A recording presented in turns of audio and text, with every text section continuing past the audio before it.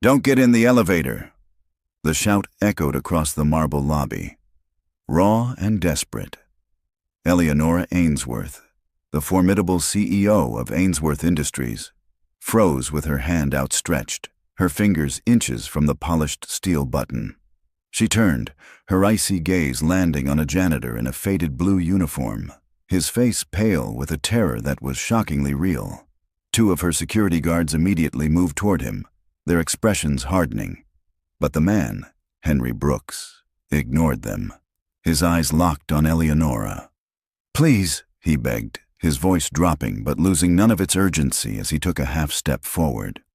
"Trust me." "Not that one. Take the stairs, take any other car, just not that one." Annoyance, sharp and cold, cut through Eleonora. It was 8:55 a.m.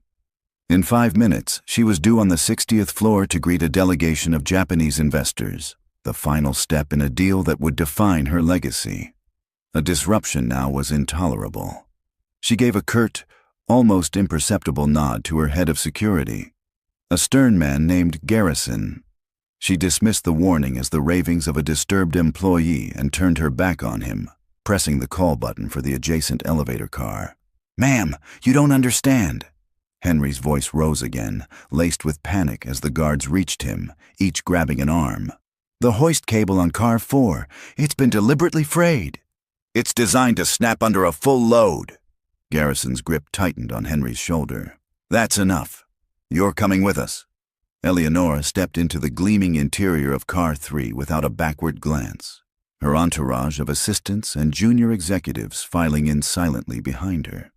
The doors slid shut, sealing her in a world of brushed metal and cool efficiency, leaving the janitor's frantic words to be swallowed by the vast, indifferent lobby.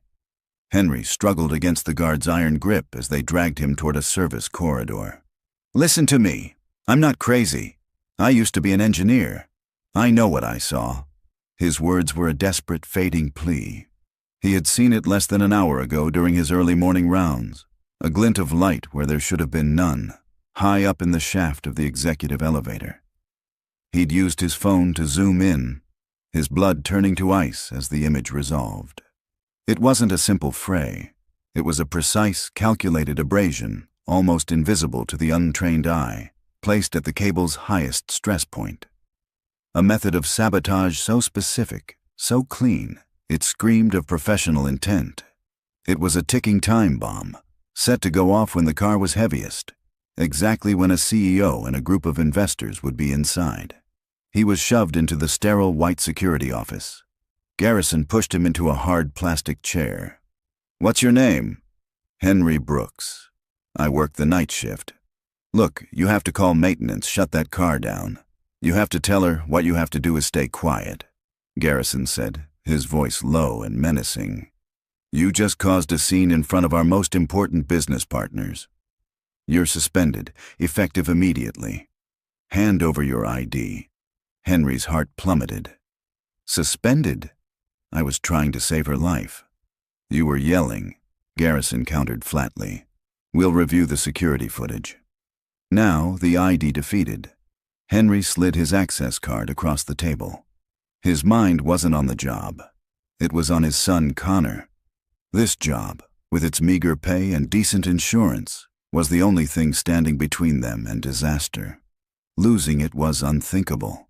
He felt a surge of helpless terror, not just for the woman in the elevator, but for his own small family.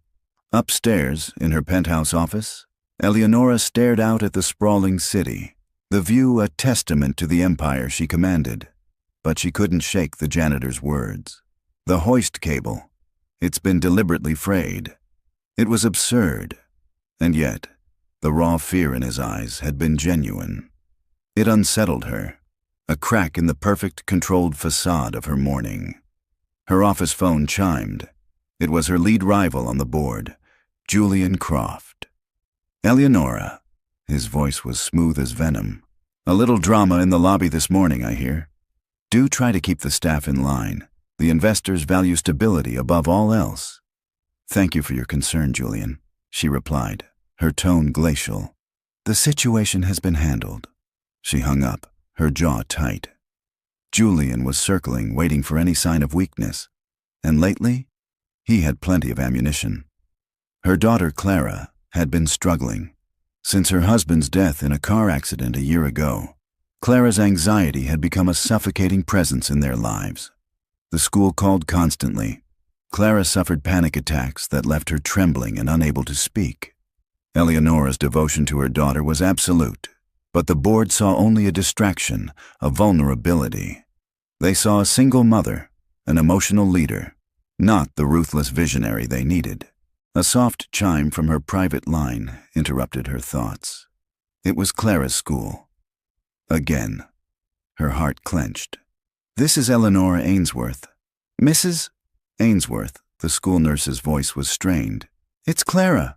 She's had another episode. She was in the library and just vanished. We can't find her anywhere in the building." The floor seemed to drop out from under Eleonora. Clara wasn't at school. She had a habit, when scared, of running to the one place she felt safe, her mother's office. A wave of nausea washed over her. Clara, her terrified, fragile daughter, was somewhere in this building. A building where a man had just screamed a terrifying warning about a sabotaged elevator. Downstairs, Henry Brooks was escorted to the building's exit, his suspension paperwork clutched in his hand. He was locked out, powerless. He stared up at the gleaming tower of glass and steel, his mind racing. He had to get back in. He had to find proof. He had to make someone listen before it was too late. He didn't know it yet, but high above, a scared little girl was hiding, and the life of the woman who had just dismissed him now depended on him breaking every rule to save them all. A cold dread, sharp and absolute, seized Eleonora. The sprawling city outside her window blurred into a meaningless watercolor. Clara was here, in this building, a frightened 9-year-old girl, lost in a 60-story labyrinth of steel and glass, and one of its elevators was a death trap. The janitor's warning, which she had dismissed as a nuisance, now replayed in her mind as a dire prophecy. Her first instinct was to scream, to sound every alarm, to tear the building apart until she found her daughter. But she couldn't. The investors were in the main conference room. Julian Croft was waiting for her to crack. Any hint of panic would be a weapon used against her. She pressed a trembling hand to her mouth, forcing the terror down, converting it into icy resolve. This was the curse of her position. Her power demanded a performance of calm, even as her world was imploding. She buzzed her assistant. "Charlotte, cancel my next hour. A personal matter." Her voice was tight, but steady. Next, she called Garrison, the head of security. "We have a situation," she said, her tone leaving no room for argument. "My daughter Clara is missing from her school. We believe she is in the building. I want a level 1 search, discreet and immediate. Check all common areas, lounges, and lobbies first. No alarms, no panic. Is that understood?" "Understood, Ms. Ainsworth," Garrison replied, his voice a flat line of professionalism. "We'll find her." Eleonora hung up, her heart hammering against her ribs. She trusted Garrison's competence, but she knew his search would be methodical. By the book. He didn't know Clara. He didn't know her daughter's talent for finding the smallest, quietest, most forgotten corners to hide in when the world became too loud.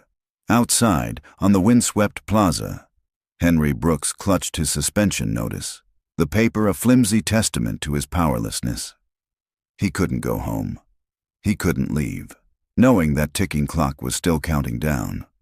He circled the building, his mind, honed by years of engineering and janitorial work, mapping its veins and arteries. He knew the loading docks, the waste disposal chutes, the service entrances that were blind spots for the main security cameras. He spotted his chance at the rear loading bay. A catering van was making a delivery for the investors' luncheon. The bay was a chaotic ballet of rolling carts and shouting workers. Henry, in his familiar blue uniform, looked like he belonged.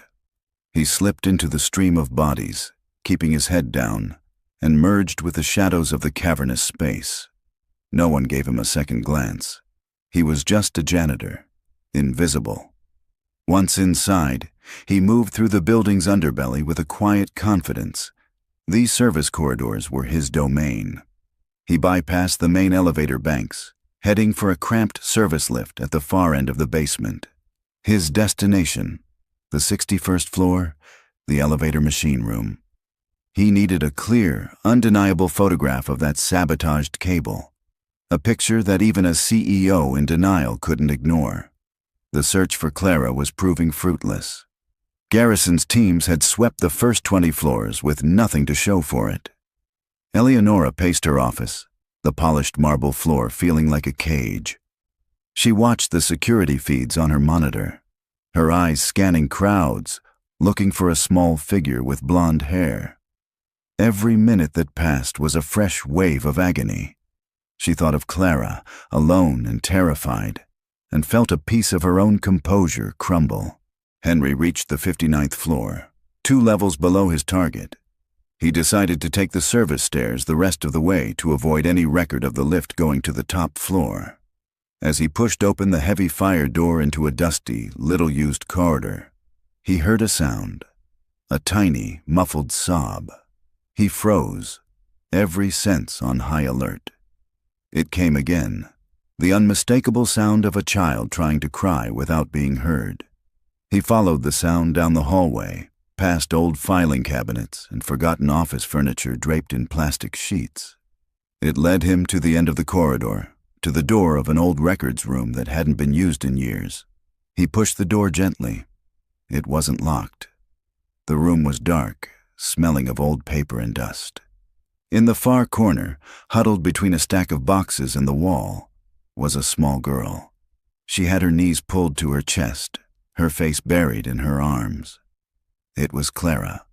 Henry's heart ached. He saw his own son, Connor, in her small, trembling frame. He knew better than to startle her. He didn't step into the room. He simply sat down in the hallway, just outside the doorway, making himself small. "It's okay," he said, his voice soft and low, the way he spoke to Connor after a nightmare. "You found a really good hiding spot. I bet no one else could find it." Clara flinched, pulling herself tighter into a ball. She didn't look up. "My name is Henry," he continued gently. "My son Connor, he's about your age. When he gets scared, he likes to build forts out of blankets. Says it makes the world quieter." He paused. "It's very loud out there today, isn't it?" Slowly, almost imperceptibly, Clara lifted her head. Her face was streaked with tears, her eyes wide with fear. She stared at the man in the janitor's uniform, a man who wasn't shouting or grabbing, a man who was just sitting. My daddy said this was the quietest corner," she whispered, her voice fragile as glass. Henry's breath caught. He was sitting in a forgotten hallway, trying to save a woman who didn't believe him, and he had just found her terrified child, a child who was hiding in a place only her late father knew. He wasn't just a janitor anymore. He was the only person in the world who knew where Clara Ainsworth was. He had the proof for the elevator waiting 2 floors up, but he now held something far more important in his hands, the CEO's heart. The weight of Henry's discovery settled on him, heavy and profound. 2 floors above, the evidence he needed to save a company was waiting. But here, in this dusty, forgotten room, was the evidence he needed to save a family. He chose the family. "Your daddy had good taste in quiet corners," Henry said, his voice a low rumble that didn't echo. "It's important to have a place like that." Clara watched him, her wide, tear-filled eyes assessing the sincerity in his. She wiped her nose on the sleeve of her school uniform. "He brought me here when the meetings got too loud. We'd pretend we were spies." "Spies, huh?" Henry managed a small smile. "That's a good game. Connor and we usually just pretend to be superheroes. It's a lot messier." He saw a flicker of curiosity in her expression and pressed gently. "Your mom is looking for you. She's very worried. I can take you to her if you want. We can use the back ways, the spy ways. No one will even see us." He offered his hand, palm up, and waited. It was a gesture of patience, one he had learned from years of coaxing a little boy to take medicine or go to bed. He didn't move, didn't push. He let the choice be hers. After a long, silent moment that stretched into an eternity, Clara's small, trembling hand reached out and rested in his. His calloused fingers closed gently around hers. It felt like holding a fragile bird. "Okay," she whispered. "Okay," he whispered back. "Let's go." He led her out of the room, his every movement slow and deliberate.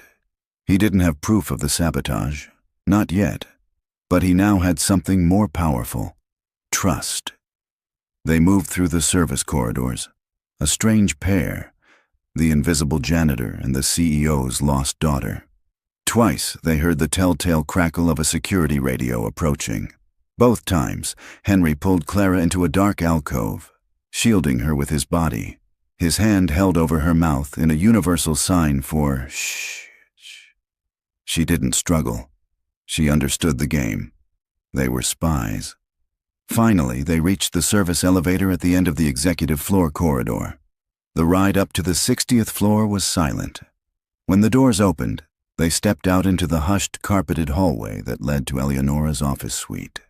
The air here was different, filtered, expensive, and tense.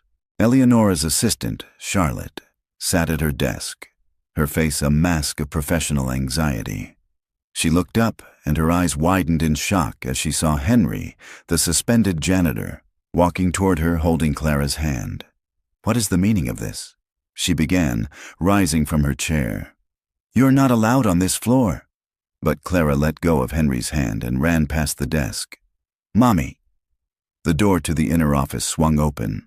Eleonora stood there, her face pale, her composure finally shattered. She had been staring at a blank security monitor, imagining the worst, when she heard her daughter's voice. Relief, so powerful it buckled her knees, washed over her. She dropped to the floor and swept Clara into her arms, burying her face in her daughter's hair, holding on as if she might float away. "Oh, Clara, baby, I was so scared." "Where were you?" she murmured, her voice thick with emotion. Over Clara's shoulder, she saw Henry standing in the doorway, his expression unreadable. He hadn't moved. He was just watching, giving them their moment. After a few seconds, she gently pulled back from Clara and rose to her feet, her CEO persona slowly reasserting itself, but the ice in her eyes had melted. "Thank you," she said, her voice still trembling slightly. "Garrison's men have been searching for an hour." "Where? How did you find her?" "I heard her crying," Henry said simply. "In an old records room on the 59th floor. She said it was her father's quiet corner." Eleonora's breath hitched. Of course. A place she had completely forgotten. A place only her late husband, and now this janitor, knew about. Her gaze shifted from gratitude to a dawning, unnerving respect. "I owe you a debt I can't possibly repay," she said, her voice low and sincere. "You don't owe me anything," Henry replied, his tone firm, "but you do need to listen to me." Now he stepped forward, pulling out his phone.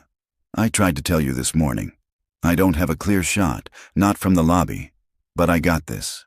He held out the phone. On the screen was the grainy, pixelated image he'd taken that morning. It was blurry, indistinct to anyone who didn't know what they were looking for, but Henry pointed to a tiny, unnaturally bright spot on the thick steel cable. "That's a clean cut," he said, his voice dropping. "It's been scored, Miss. Ainsworth deep. It's meant to look like wear and tear, but it's not. It's designed to fail when the elevator is carrying maximum weight. Like, for instance, when it's filled with a group of investors."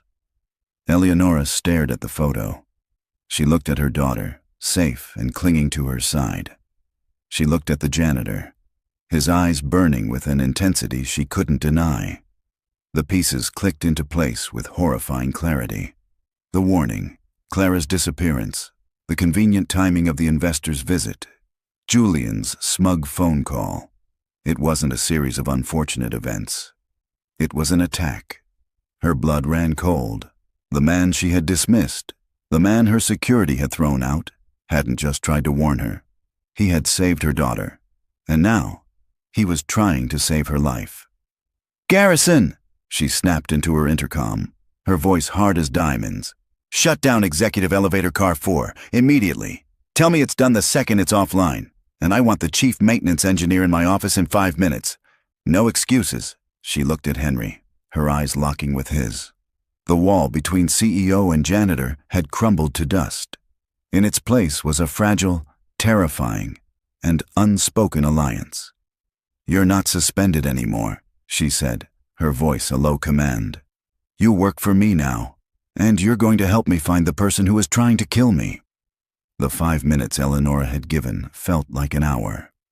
Clara sat quietly on the plush sofa, coloring in a book Charlotte had produced, a fragile island of calm in a rising sea of tension. Henry stood near the window, his posture betraying none of the turmoil inside him. He had gone from a suspended janitor to the CEO's impromptu advisor in the span of 30 minutes. His world had tilted on its axis. The intercom buzzed. "Miss, Ainsworth, car 4 is offline and secured. Mr. Evans, the chief engineer, is here." "Send him in," Eleanora commanded. Mike Evans scurried in, a thin, perpetually nervous man who looked like he'd just been told the sky was falling. He clutched a tablet to his chest like a shield. "Miss Ainsworth, Garrison said it was an emergency shutdown. My system shows no faults, no alarms. The car was running perfectly this morning." "Your system is wrong, Mike," Eleanora said, her voice dangerously calm. She gestured toward Henry. "This is Henry Brooks. He'll be assisting you with a manual inspection." Evans blinked, his gaze flicking from the CEO to the man in the janitor's uniform. Confusion and a hint of indignation crossed his face. "Assisting me? With all due respect, I've been chief engineer here for 15 years. I think I know how to inspect a cable." "Henry is a former certified elevator engineer," Eleanora stated, cutting off any further protest. "He believes one of the hoist cables on car 4 has been deliberately compromised. You're going to take him to the machine room along with Garrison, and you are going to listen to everything he says. You will report your findings only to me. Is that clear?" The color drained from Evans' face. "Compromised? As in sabotage?" "That's what we're going to find out," she said. "Go." Now Evans nodded numbly and led the way out, with Henry and a grim-faced Garrison following. Left alone with her daughter, Eleanora felt the adrenaline begin to wane, replaced by a chilling fear. The sabotage was real. She had felt it the moment Henry showed her the photo. This wasn't a random act of vandalism. It was a targeted, sophisticated attack. It meant someone in her inner circle, someone with immense access and knowledge, wanted her dead or disgraced. Her mind immediately went to Julian Croft. He was ambitious, ruthless, and had the most to gain. But was he smart enough to pull this off? This level of technical sabotage required a specific expertise. 40 minutes later, the 3 men returned. Evans looked ashen, his earlier arrogance completely gone. Garrison's face was a mask of cold fury. It was Henry who spoke first, his voice steady and factual. "It's worse than I thought," he said, handing his phone to Eleanora. It was now filled with a dozen high-resolution images taken from the top of the elevator car. The damage was undeniable.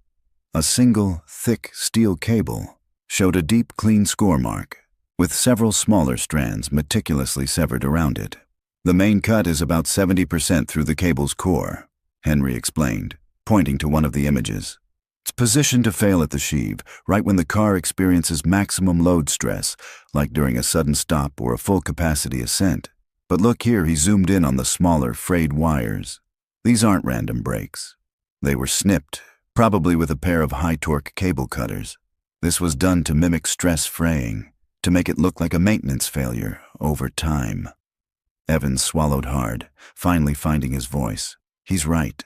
I've never seen anything like it. It's professional, clean. Whoever did this knew exactly what they were doing. They knew our inspection schedules, our sensor tolerances. The system wouldn't flag this until it was too late. Who has access to the machine room? Eleonora's voice was like ice. Me, my 2 senior techs, and executive-level security, Evans stammered. The access logs are all electronic. Pull them, she ordered Garrison. Cross-reference them with anyone who had access to the maintenance schedules for the last month. I want a list of every single person who could have been in that room, and I want it an hour ago. Garrison nodded and left without a word. Eleonora turned her attention back to Henry. The gulf between them, of wealth, of status, of power, had vanished. In this room he was the expert, and she was the one who needed him. How? She asked, the question hanging in the air. How could someone do this without being detected? Henry took a breath. They'd need a window of about 20 minutes, probably in the dead of night when the building is quietest. They'd need the right tools, and they'd need to know how to override the door sensors to the machine room without logging an alert.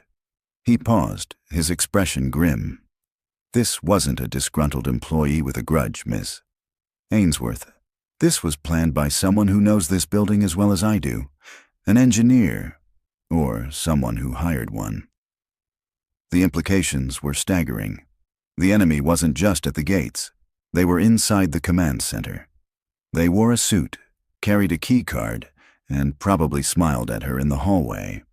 She looked at Clara, who was now fast asleep on the sofa, her small face peaceful.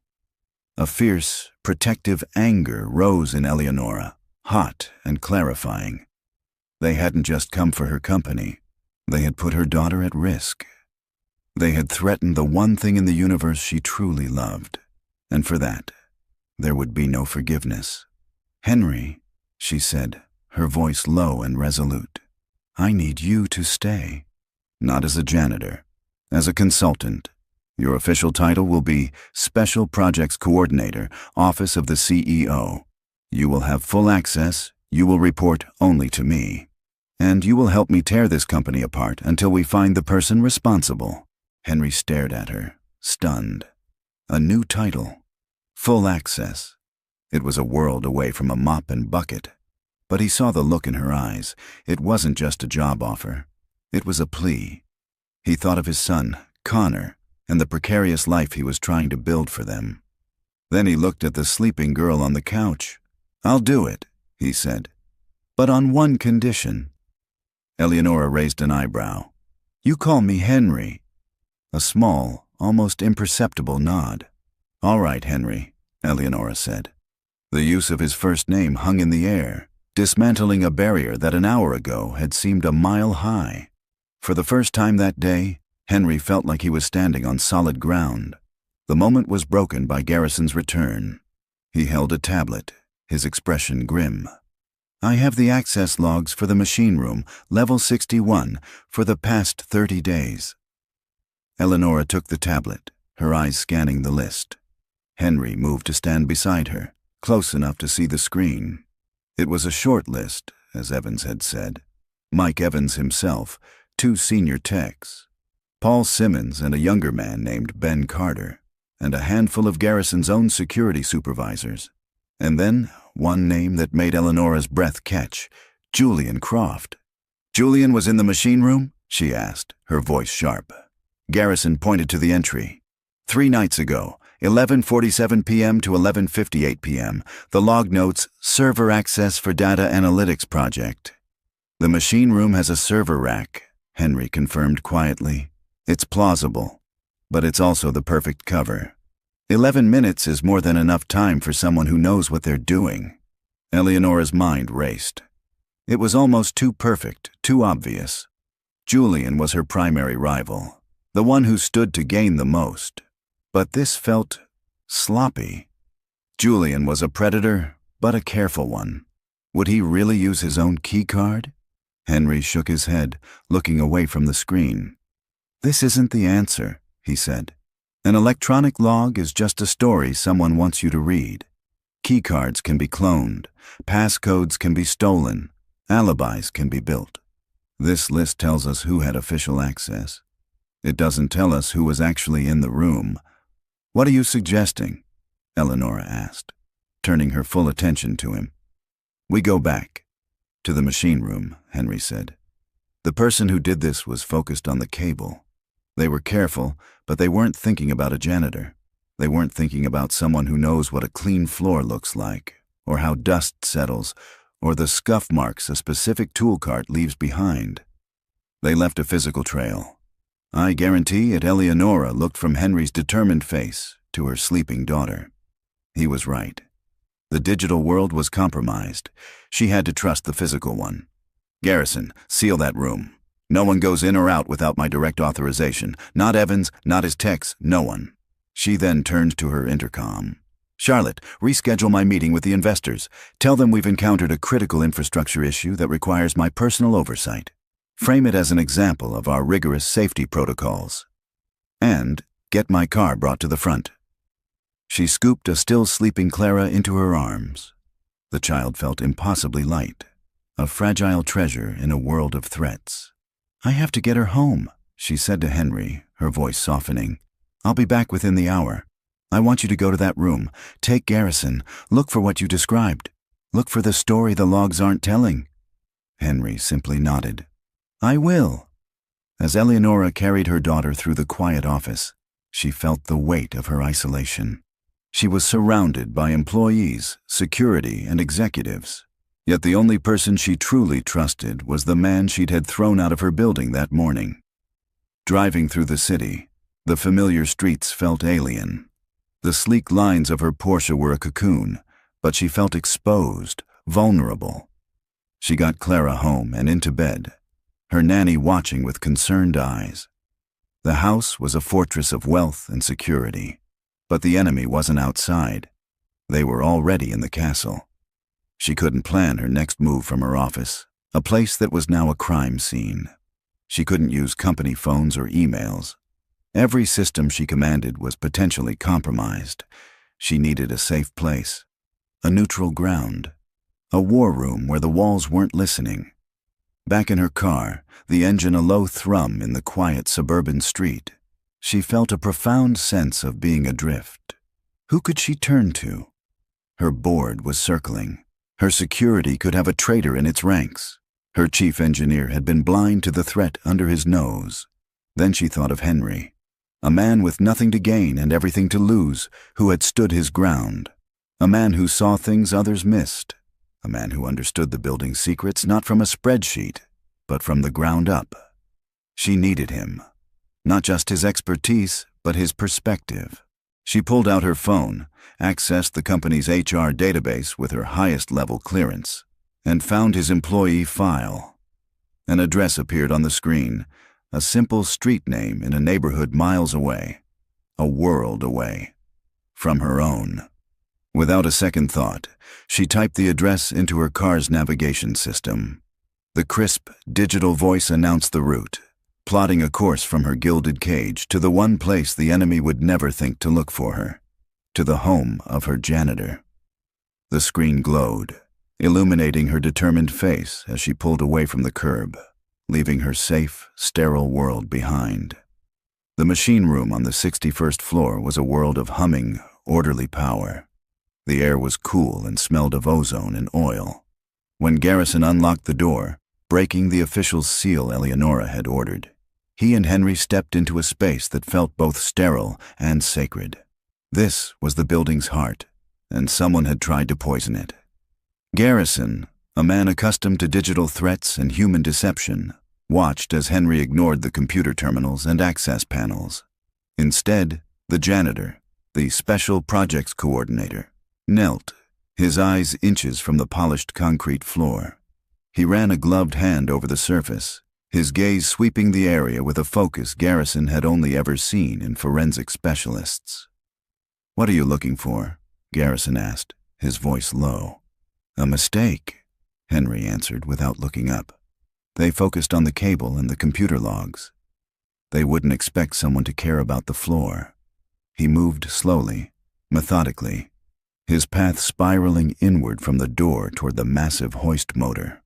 He passed the server rack Julian Croft had supposedly accessed, his eyes barely giving it a glance. He was reading a different kind of map, one made of dust, scuffs, and shadows. After 10 minutes of near-total silence, he stopped. He pointed to a dark, recessed corner behind a bank of capacitors, a space no wider than a foot. "There," he said. Garrison peered into the gloom. He saw nothing but a thin layer of settled dust. "What is it?" "It's what's not there," Henry corrected. He pulled a small, high-intensity flashlight from his pocket, the kind he used for checking behind boilers. He angled the beam low, almost parallel to the floor. And then Garrison saw it. A faint, partial outline. The edge of a shoe print, disturbed but still visible, in a place no one would ever have a reason to step. But it was something else that held Henry's attention. "Look closer," Henry murmured, aiming the light at the floor just beside the print. "The dust. See the way it glitters." Garrison squinted. The normal gray dust of the machine room was faintly mixed with something else. Minuscule metallic specks that caught the light with a coppery, almost reddish sheen, entirely different from the silver gray of the steel cables overhead. "That's not from the hoist cables," Henry said, his voice tight with discovery. "And it's not from the server casings. This is residue. Shavings from a high-carbon steel blade, probably coated with titanium nitride, the kind used in specialized hydraulic cable cutters. Not something Evan's crew keeps in their standard toolkits." He pulled a small evidence bag from his pocket, a habit from a past life he never thought he'd need again. Carefully, he collected a sample of the dust. Whoever was here used a tool they brought with them, and they left a souvenir. Garrison stared, a slow, dawning respect on his face. He had been looking at a list of names on a screen. Henry had found the ghost's footprint. Miles away, the city's landscape shifted. The gleaming glass towers and manicured parks of downtown gave way to older neighborhoods with cracked sidewalks, overhead power lines, and houses that stood shoulder to shoulder, each with a story. Eleonora's Porsche, a machine of sculpted metal and quiet power, felt like a spaceship that had landed on a foreign planet. People on front porches stopped talking to watch it glide by. Kids on bikes paused to stare. She gripped the steering wheel, her knuckles white. This was a world she flew over in her helicopter, a demographic she analyzed in board meetings. She had never driven through it. She had never breathed its air. The navigation system's calm voice announced, "Your destination is on the right." And there it was, a small, two-story house, clad in faded blue clapboard siding, with a sagging but welcoming front porch. It was an old, detached American-style house, exactly as one might picture it, with a slightly overgrown lawn and a sturdy oak tree guarding the front walk. It was humble, it was real, and it looked more like a home than her sprawling, silent mansion ever had. For a moment, she hesitated. What was she doing here? She was the CEO of a multi-billion-dollar corporation, showing up unannounced at a janitor's front door. It was insane.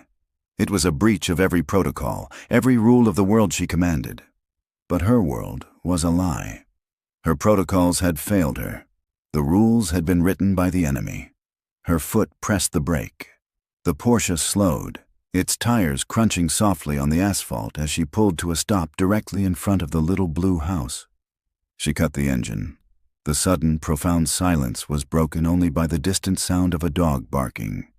She took a deep breath, opened the door, and stepped out. Eleanora Ainsworth, in her $1,000 suit and heels that were completely impractical for a cracked concrete sidewalk, stood on the curb and looked at Henry Brooks's house. It was a surrender and a declaration of war, all in one. She was here because this was the one place her enemies would never look. She was here because the man inside was the only one she could trust. She walked up the short path, her heels clicking a sharp, alien rhythm on the pavement, and raised her hand to knock on the door. The knock was followed by the sound of scuffling feet, then a chair being dragged. A moment later, the door creaked open a few inches, held by a brass security chain.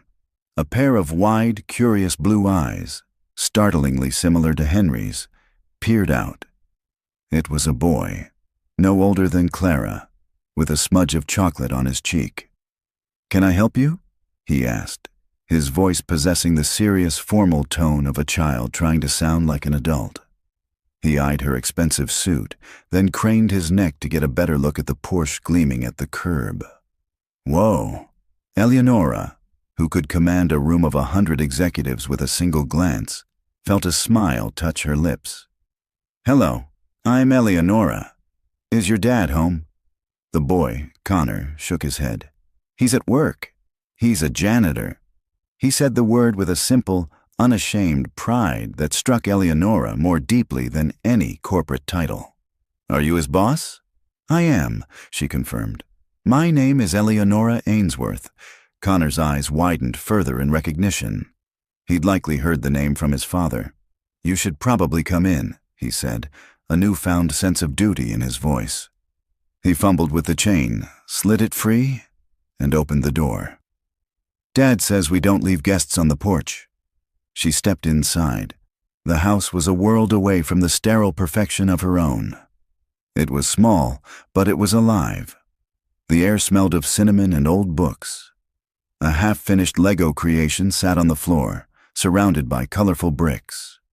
Drawings, vibrant and chaotic, were taped to the refrigerator door. On a worn armchair, a textbook lay open, its page marked with a pencil. It was a home filled with love, learning, and the beautiful, messy evidence of a child's life. It felt more real than anything she had known in years. "Can I get you a juice box?" Connor offered, pointing toward the kitchen. "I'm all right, thank you, Connor," she said, her voice softer than she intended. "I'll just wait for your dad, if that's okay." She sat on the edge of a sturdy but faded sofa.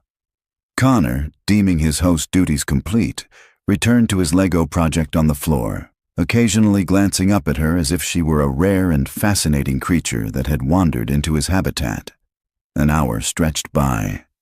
In the quiet of the small living room, the tension of the day began to seep out of Eleonora.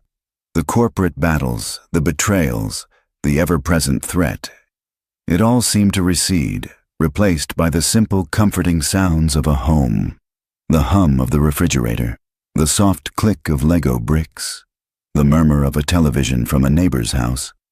Just as the sun began to dip below the rooftops, the front door opened again. Henry walked in, looking exhausted, his shoulders slumped with the weight of the day. He stopped dead in the doorway, his keys still in his hand, his eyes locking on Eleonora Ainsworth sitting on his couch. He looked from her to the Porsche visible through the window, and then to his son on the floor. For a moment, he looked utterly lost, as if he'd walked into the wrong life. "Miss Ainsworth, Eleonora," he stammered. "What are you doing here?" Connor scrambled to his feet. "I let her in, Dad. She's your boss." "It's okay, son," Henry said, his mind catching up to the surreal scene. Eleonora rose. "My office isn't safe," she said simply, her voice devoid of its usual corporate crispness. "My home isn't either. This was the only place I could think to go where they wouldn't be listening." The weight of her words settled in the small room. This humble house had just become the command center for the fight of their lives. Henry's exhaustion vanished, replaced by the sharp focus he'd shown in the machine room. "I found something," he said, pulling the sealed evidence bag from his jacket pocket and placing it on the coffee table between them. The reddish, glittering dust seemed to glow under the warm light of a table lamp. He explained what he and Garrison had found, the partial shoe print, the metallic shavings. "This is our first real piece of physical evidence," he said, his voice low and intense. "It tells us they used a non-standard tool, which means we can trace it. Industrial suppliers for that kind of equipment have records. It's not something you buy at a hardware store." Eleonora stared at the bag. It was tangible proof of the unseen enemy. "Julian Croft," she said, the name tasting like poison. "He was on the access log." Henry shook his head. "Too easy. He's the obvious suspect, which makes me think he's the distraction. The person who did this is smarter than that. They're an engineer, or they have one on their payroll. They wouldn't leave a trail that clean unless they were framing someone. "So, what's our next move?" she asked, deferring to his expertise completely. "We analyze this sample," he said. "I have a friend who runs a small materials science lab. He owes me a favor. He can give us a chemical breakdown of the metal shavings. That can help us narrow down the manufacturer of the tool. It's a long shot, but it's a start." He then looked around his own living room at the CEO of Ainsworth Industries standing beside his son's Lego castle. "And we work from here. We can't trust your office network. We use burner phones. We communicate offline. We assume everything is being watched." It was a spy thriller protocol, laid out in a working-class living room. Eleonora nodded, a new, fierce resolve hardening her features. They were no longer reacting. They were hunting. The next morning, the small house felt charged with a strange, new energy. It was a fortress, a command center, and a daycare. While Henry made pancakes, his movements efficient and grounding, Eleonora sat at his small kitchen table, a burner phone to her ear, her voice a low, authoritative hum. Connor and Clara, brought over by a trusted nanny before dawn, were building an elaborate Lego metropolis on the living room floor, their quiet chatter a stark contrast to the silent war being waged just feet away. "Garrison," Eleonora murmured, "I need a list. All external engineering contracts from the last 2 years involving specialized hydraulic or tensile equipment. Frame it as a cost analysis audit. I want supplier names, project managers, and payment authorizations, and I want it done quietly. Use a junior analyst, someone who won't ask questions." She listened for a moment, then added, "And Garrison, do a soft background check on Mike Evans. Look for any unusual financial activity, gambling debts, large purchases, anything." She ended the call, her expression unreadable. To trust her head of security was a risk, but a calculated one. She had to delegate to keep the enemy from noticing her own movements. Henry placed a plate of pancakes in front of her. She looked up, startled, as if pulled from a different world. "You need to eat," he said simply. She hadn't realized how hungry she was. As she ate, the simple, warm food felt like a small act of rebellion against the cold, calculated betrayal she was fighting. Later that morning, Henry took the evidence bag and drove to an unassuming industrial park on the other side of town. He met his friend, Sam, a wiry man with sharp, intelligent eyes, in the alley behind a lab that smelled of solvents and hot metal. "You're calling in the big one, huh?" Sam said, taking the bag. "This better not be police business, Henry. I've got grants to protect." "It's not," Henry assured him. "It's personal. I just need to know what this is and where it might have come from." No questions asked. Sam studied his old friend's face, saw the lines of worry and resolve, and nodded once. "I'll run it through the mass spectrometer. Give me a few hours. Back at the house." The fragile peace was beginning to fray. The children, sensing the underlying tension, grew restless. A squabble broke out over a prized Lego piece. Clara, overwhelmed, dissolved into tears, her breath catching in the familiar, frightening rhythm of an anxiety attack. Eleonora rushed to her side, but her usual reassurances felt hollow. It was Henry who knelt, not as a CEO's ally, but as a father. "Hey," he said softly to both children. "Building a city is tough work. Even the best engineers argue. You know what my dad used to tell me? When you can't agree on how to build up, you build out. You make a bridge to a new part of the city." He handed them a long, flat Lego piece. "Let's build a bridge." The simple wisdom worked. The tears subsided, replaced by a shared sense of purpose. Eleonora watched, a painful knot tightening in her chest. He was a natural father. He was present, patient, and calm in a way she, with all her power and resources, had never learned to be. Her late husband had been the calm one. Since his death, she had felt like a solo pilot in a storm, and she was starting to realize she had been flying blind. The burner phone on the counter buzzed. It was Garrison. I have the initial procurement list, he said. There are 17 contracts that fit the profile, but something else.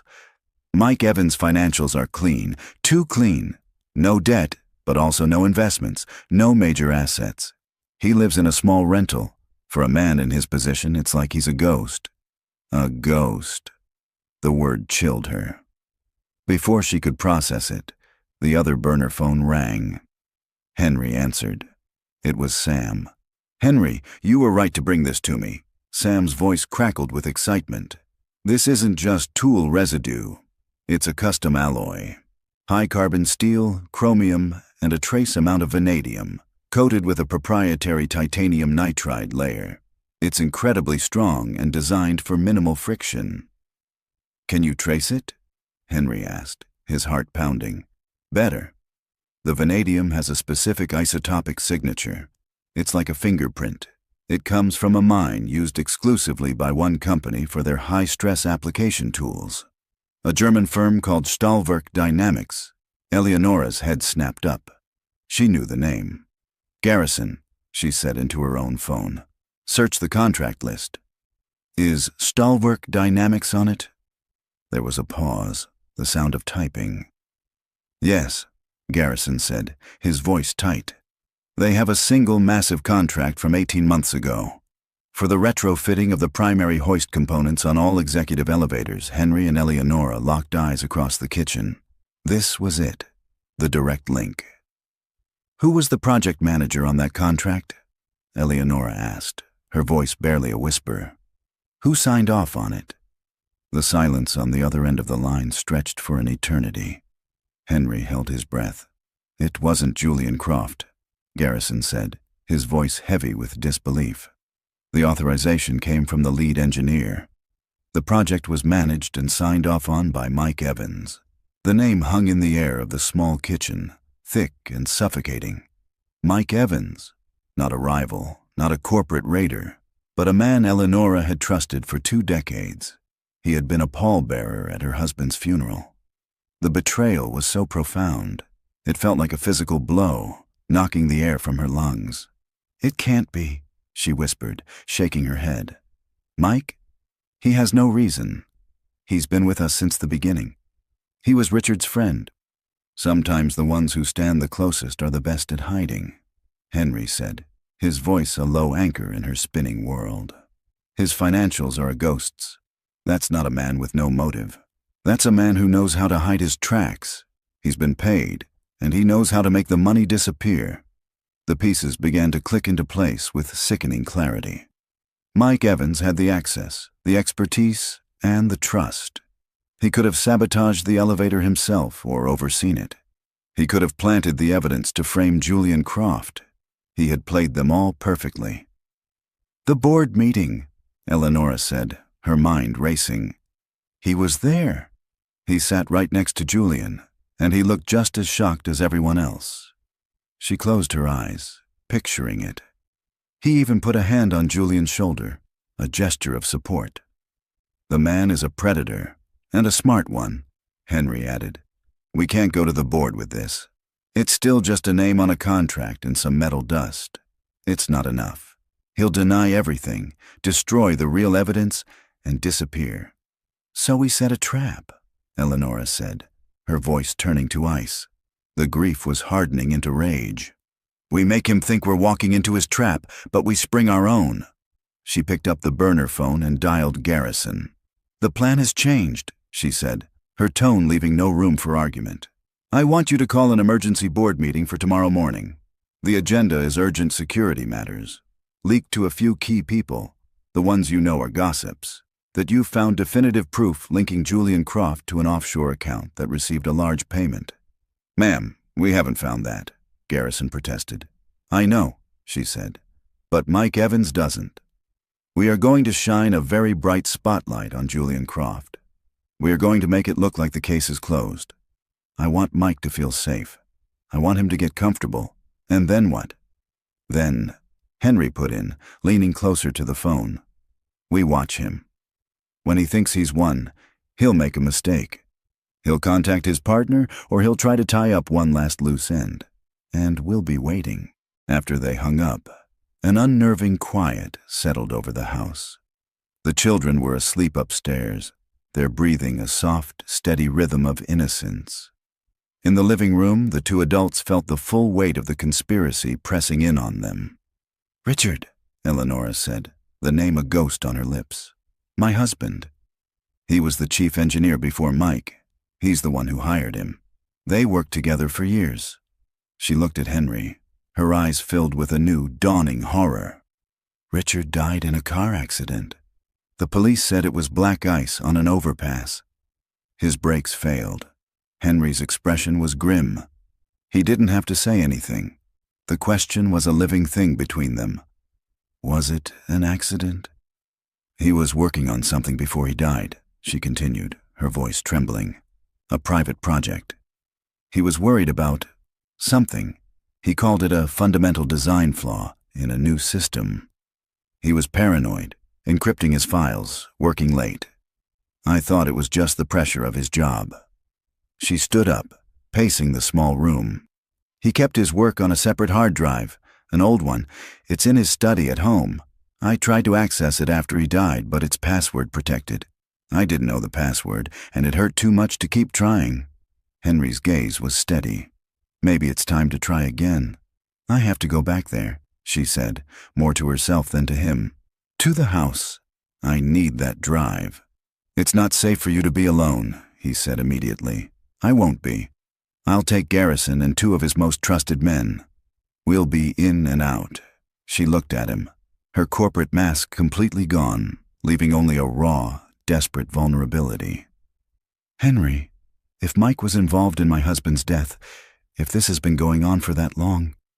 He crossed the room in 2 strides and put his hands on her shoulders. His touch was firm, grounding. "One step at a time," he said. "We set the trap. We get the drive. We find the truth. We don't let them win." She nodded, drawing strength from his steadiness. For the first time since Richard's death, she didn't feel completely alone in the storm. Late that night, Eleonora stood in the silent, cavernous study of her mansion. The room was just as Richard had left it, a museum of a life cut short. With Garrison standing guard at the door, she retrieved the external hard drive from a locked drawer. It was cold and heavy in her hands, a small black box holding a universe of secrets. She connected it to her laptop. The screen glowed, illuminating her pale, determined face. A single box appeared in the center of the screen. "Enter password." Her fingers hovered over the keyboard. She typed his birthday. Access denied. Their anniversary. Access denied. Clara's birthday. Access denied. She tried every significant date, every pet name, every private joke she could remember. Each attempt was a painful reminder of the life they had lost. After the 10th failure, a new message appeared. 2 attempts remaining before data is permanently erased. Her heart hammered against her ribs. 2 chances. 2 chances to uncover a truth that could be a year old, or to lose it forever. She stared at the blinking cursor, the ghost of her husband separated from her by a single, impossible word. Panic, cold and sharp, seized Eleonora. 1 attempt left. 1 guess stood between her and the ghost of her husband, between a forgotten truth and eternal silence. Her mind raced, a frantic catalog of their life together, birthdays, anniversaries, the name of the street where they first lived. All of it was wrong. All of it was the past. Richard, the engineer, the pragmatist, would have chosen a password that was logical, unbreakable, and forward-looking. Her hands trembled. She couldn't do this alone. She pulled out the burner phone and dialed Henry's number. "I'm locked out," she said, her voice a strained whisper, the sound of defeat. 1 try left. It's going to erase everything on the other end of the line. Henry was silent for a moment. She could hear the faint sound of his breathing, a steady rhythm in her chaotic world. "It's not a memory, Eleonora," he said finally, his voice calm and certain. "A man that careful, that paranoid, wouldn't use something from the past. He'd use a constant. Something that was always true. A constant. The word echoed in the silent study. Her gaze drifted to a silver-framed photograph on the corner of the desk. It was Richard, years younger, holding a tiny Clara in his arms, her face a perfect, trusting circle, as she looked up at him. He was pointing at something beyond the frame, at the sky. He called her his North Star, Eleanor whispered, the memory rising up, clear and painful. He said while everyone else was running in circles, she was his fixed point. His true north. "Is that it?" Henry asked gently. "True north? I tried it," she said, her throat tight. It didn't work. Her eyes scanned the desk, searching for a clue, for anything. They landed on a small, engraved plaque Richard had received for a breakthrough in navigational software years ago. It read, "Ad astra per aspera," through hardship to the stars. The stars, the North Star, Clara. Then, it hit her. A memory so specific it felt like a jolt of electricity. Richard was teaching Clara the constellations. He'd bought her a small, powerful telescope for her 7th birthday. He was so proud of it, boasting about its specifications, its model number. "This is the best one, sweetie," he had said, ruffling her hair. "The Celestron Power Seeker 127 EQ. It'll show you the whole universe." A string of letters and numbers. Impersonal, unbreakable, a constant, hidden in a memory of love. Her fingers flew across the keyboard, typing with a certainty that came from beyond herself. Power Seeker 127 EQ. She hit enter. For a terrifying second, nothing happened. Then, the password box vanished. A file directory bloomed on the screen, a list of documents and encrypted folders. She had found it. She was in. "Henry," she breathed into the phone. "It worked." The files were a roadmap to a decade of deceit. It wasn't just a design flaw. It was a criminal conspiracy led by Mike Evans. He had been systematically replacing specified, high-grade materials with cheaper, substandard alternatives in dozens of projects, pocketing the difference through a web of shell corporations. The fatal flaw in Richard's car wasn't black ice. It was a brake line made from a faulty alloy that Mike had approved. Richard had discovered the entire scheme and compiled the evidence on this drive. His death wasn't an accident. It was an execution. The elevator sabotage wasn't the beginning. It was the desperate endgame of a man trying to silence the one person who could expose him. The next morning, the Ainsworth Industries boardroom was a theater of tension. Eleonora walked in, her face a mask of cold composure. Henry, in a borrowed suit that fit him surprisingly well, stood discreetly by the door, an observer no one recognized but her. As planned, the meeting began with Garrison presenting a fabricated but convincing case against Julian Croft. Emails were shown, and offshore accounts were mentioned. Julian paled, sputtering denials. Across the table, Mike Evans watched, a flicker of smug relief in his eyes. He thought he was safe. He thought the janitor's wild story had led them straight to the perfect scapegoat. He discreetly pulled out his phone beneath the mahogany table. In a server room 2 floors below, Garrison's tech expert saw the flag instantly. "He's making a call," he whispered into his headset. "Bouncing the signal through 3 towers, but we have it." "He's sending a text upstairs." As the board descended into chaos, Eleonora held up a hand. The room fell silent. "Actually, Julian," she said, her voice cutting through the tension, "you're not the one we should be looking at." She nodded to Henry. He dimmed the lights and connected her laptop to the main projector. The contents of Richard's hard drive filled the screen. Falsified safety reports, bank transfers, an email from Mike Evans to an untraceable address, sent the day before Richard's death, that read, "The engineer is a problem. Taking care of it tonight." A collective gasp filled the room. Mike Evans shot to his feet, his face a contorted mask of fury and panic. "This is fabricated. It's slander." "Is it?"